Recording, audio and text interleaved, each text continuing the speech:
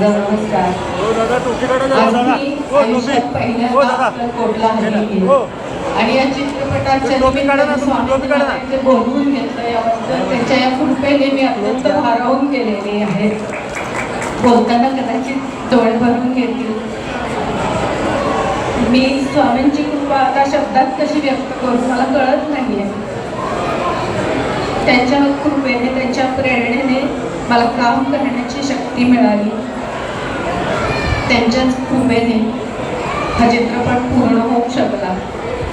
काम करताना त्यांचं अस्तित्व आजूबाजूला आहे हे मला सतत जाणवत होतं. सर्व महाराष्ट्रातल्या सर्व स्त्रियांना हा चित्रपट आम्ही समर्पित करत आहोत.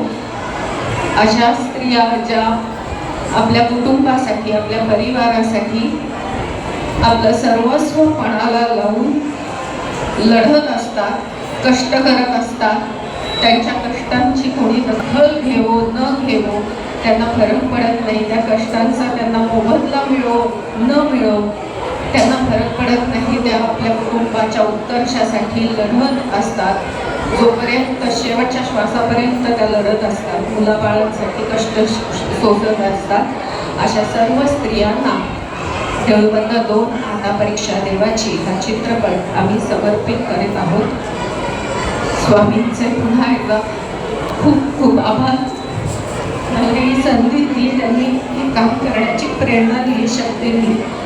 आणि चित्रपटाचे लेखक दिग्दर्शक प्रवीण तरडे आणि निर्माते कैलाश माळी आणि जयश्री वाणी तुमचे खूप आभार. मला ही संधी दिला. धन्यवाद.